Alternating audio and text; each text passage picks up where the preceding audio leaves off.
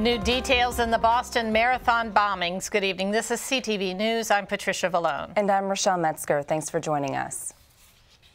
More arrests today in connection with the Boston Marathon bombings. Boston police say they have 3 additional suspects in custody, but have not released their names. Several media outlets, including USA Today, are reporting that the people arrested are roommates of the suspect, Dzhokhar Tsarnaev. The students allegedly removed items from their dorm room at his direction in the days following the April 15th attack. 19-year-old Dzhokhar is currently in a prison hospital after being charged in connection with the bombings that killed 3 people and injured more than 260 others. The governor will sign a bill tomorrow that will make Maryland the 19th state to approve medical marijuana. The measure allows academic medical research centers to establish programs to dispense marijuana to sick patients. Experts do not expect a program to be up and running until 2016. There were 10 fatal fires in the county last year, and according to officials, 11 already happened since January. CTV's Makia Turner is standing by in Glenarden with details on a new fire safety campaign. It wasn't that long ago when a father and 3 young girls were killed in a fire that happened in the home behind me. Fire investigators found out that in this case, the family did not have a working smoke detector, and that's actually pretty common in many cases throughout the county. This is why the department launched the Safety First Day of the Month campaign today, which reminds residents to check to make sure your detectors are working, and then check on a neighbor to make sure theirs is too. It's on that first day of every month we want our citizens to check their smoke alarm by pushing the test button and to make sure it emits a sound. If it does not emit that warning signal, then you have a problem. You need to change the batteries in your smoke alarm, test it again. If it still doesn't work, you need to replace that smoke alarm. You know, smoke alarms only have a shelf life of about 8 to 10 years. Now, there's also a recommendation for a certain type of battery that residents should use in their smoke detectors, and tell us about that. Well, most homes have the existing technology which uses a 9-volt battery. However, the Maryland state law has changed and will be signed to become law a little bit later this month that will require a 10-year lithium battery in smoke alarms. Now, thanks to Pepco, the fire department is well equipped with free smoke detectors. So if you or someone you know does not have one, you can call 301-864-SAFE, and a fire official will come out to install one free of charge for you in Glenarden. I'm Makia Turner, CTV News. Fire officials say it's best to have a smoke detector on each level in your home. If you sleep with your bedroom door closed, you should put one in there as well. 3 suspects are in custody in connection with an attempted robbery at a pawn shop in Suitland yesterday. 2 masked suspects walked into the business located in the 4600 block of Silver Hill Road. One had a gun and exchanged fire with a uniformed security guard. The suspects fled in a car along with an additional accomplice. One was injured and dropped off at a local hospital where police took him into custody. The other 2 suspects were later located in the getaway car. The security officer was taken to a local hospital with minor injuries. It seems the saga over who should control the Prince George's school system continues. State lawmakers approved a modified version of the County Executive Rushern Baker's takeover plan last month. Critics, including the local NAACP chapter and the teachers union, have been vocal in their opposition to the new power structure. Now the groups are joining with members of Citizens for an Elected Board to prevent the school system overhaul from taking effect June 1st.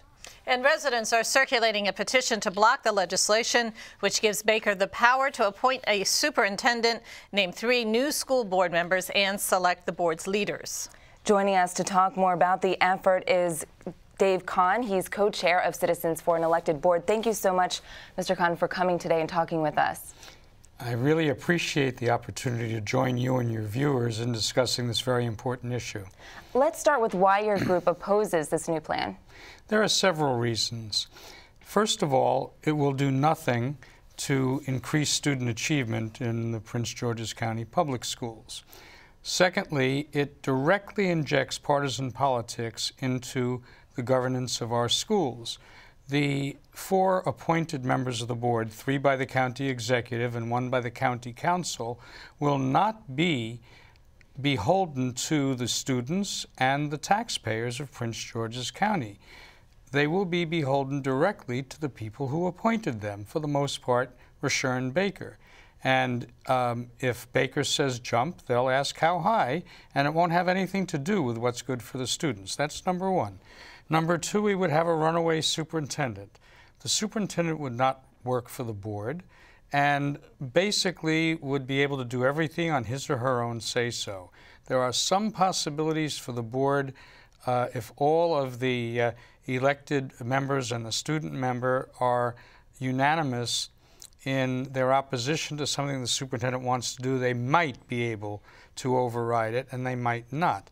But, for example, the superintendent would be able to close schools without any public hearings, without any input from anybody. Is there any legislation currently, or any effort to stop the legislation from taking effect next month at this point? Yes, there is. Tell us about that. Okay. We are starting a petition drive under the Constitution to bring this act to referendum in 2014, because we don't have an election in 2013.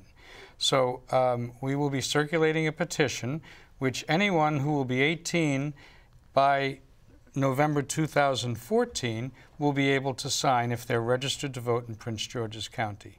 Now, this petition drive is to put the issue to referendum. That's correct. So people can vote. And you'll be holding a kickoff to this petition drive on Thursday, a meeting. Tell us about that. Okay, we'll be having a meeting on Thursday at 7 p.m. at the Prince George's County Educators Association headquarters in Forestville, and you can give them the exact information about that. And at this meeting, we will be, and everybody is welcome to attend. At this meeting, we'll be explaining the petition process and what's required. The Board of Elections has a lot of very specific requirements for both the circulators of the petition and the people who sign them and how they sign them, and we'll be setting up a distribution system for circulators to take them to people to get signed. We're hoping to have an internet presence as well. That's not clear yet. We're just about out of time, but very briefly, are you looking to seek a compromise, or are you really just hoping to overturn the legislation? A petition for a referendum does not admit to compromise. It is all or nothing. That doesn't mean that improvements can't be made in our school board. And we're open to ideas for greater transparency, for example.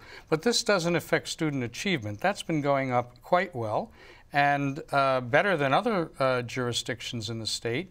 And our various minority populations, English language learners, people with free and reduced lunches, are doing as well as their counterparts elsewhere. The problem is not student achievement. There are problems with transparency and openness. All right, well, thank you so much for joining us today. Thank you. And once again, the meeting on Thursday, May 2nd, will be at 7 p.m. at the Prince George's County Educators Association headquarters, and the address is 8000 Marlboro Pike in Forestville.